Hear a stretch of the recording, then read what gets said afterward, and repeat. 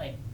Hi viewers, welcome to Trend Guru. ఈ వీడియోలో మనం మెయిన్గా మాట్లాడబోయే సినిమా అప్డేట్ ఏంటని మనం మాట్లాడుకుంటే క్లియర్ కట్గా చూసుకుంటే సాయి ధరమ్ తేజ్ 18వ సినిమా గురించి మనమైతే ఒక చిన్న అప్డేట్ అయితే తీసుకోవచ్చు. అందులో కీలకంగా చూసుకుంటే ఇప్పటి వరకు కూడా సాయి ధరమ్ తేజ్ తన కెరియర్లో 17 సినిమాలు చేయడం జరిగింది. అందులో కొన్ని హిట్లు, కొన్ని ఫ్లాప్లు, కొన్ని యావరేజ్లు కూడా ఉన్నాయి. అయితే రీసెంట్గా కొద్ది రోజుల కిందట ఏవైతే రిలీజ్ అయినాయో మెయిన్గా బ్రో మూవీ కానీ లేదంటే విరూపాక్ష కానీ మంచి హిట్ అయ్యి సాయి ధరమ్ తేజ్ క్రేజ్ అనేది కొంతవరకు కూడా పెంచినాయి అని మనం అయితే చెప్పుకోవచ్చు. అయితే విరూపాక్ష కాన్సెప్ట్ ఏదైతే ఉందో అది వేరే లెవెల్ అని మనం అయితే చెప్పుకోవచ్చు.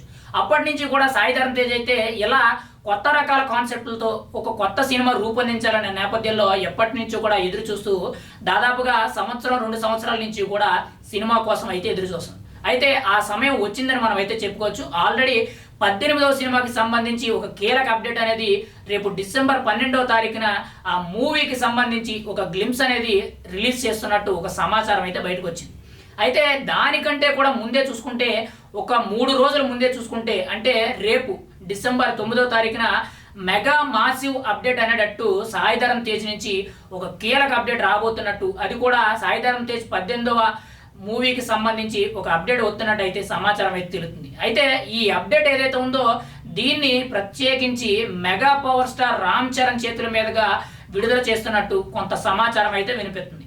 అయితే ఇక్కడ కీలకంగా చూసుకుంటే సాయి ధరమ్ తేజ్ తన కెరియర్లో ఎన్నో సినిమాలు చేసాడు తప్పితే ఎక్కడా కూడా తనకంటూ కూడా ఒక మాసివ్ ఫ్యాన్ ఫాలోయింగ్ ఉన్న ఒక మాసివ్ ఫ్యాన్స్ని ఆకట్టుకోవడమే కానీ లేదనంటే సినిమా అనేది ఒక సూపర్ డూపర్ హిట్ అయ్యి తనకంటూ కూడా ఒక్క దెబ్బలోనే ఓవర్ నైట్ స్టార్ నుంచి సూపర్ స్టార్ అయ్యే విధంగా ఆయన అయితే ఇప్పుడు వరకు ఎదగలేదని మనం అయితే చెప్పుకోవచ్చు.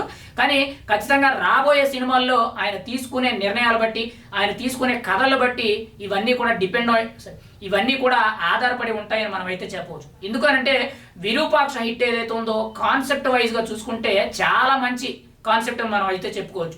ఈ నేపథ్యంలోనే రాబోయే రోజుల్లో ఇంతకంటే ఇంకా మంచి కాన్సెప్ట్లు దొరికే విధంగా అలాంటి కథలు దొరికితేనే సినిమాలు చేస్తాననేటట్టు గతంలో సాయి ధరమ్ తేజ్ చెప్పడం జరిగింది. మరి ఇప్పుడు చూసుకుంటే సాయి ధరమ్ తేజ్ యొక్క 18వ సినిమా ఏదైతే ఉందో మరి ఎటువంటి కాన్సెప్ట్ మీద రాబోతుంది, అందులో ఎటువంటి స్టోరీ ఉండబోతుంది, కథ ఏ విధంగా ఉంది, దాని బడ్జెట్ అనేది ఎంతవరకు ఉందనేది మనం అయితే చూడాలి. అయితే ఇక్కడ కీలకంగా చూసుకుంటే సాయి ధరమ్ తేజ్కి మెయిన్గా మెగా అభిమానులే అండదండ. మరి ఈ మెగా అభిమానుల్ని సాయి ధరమ్ తేజ్ ఏ విధంగా ఆకట్టుకుంటాడని మనం అయితే చూడాలి.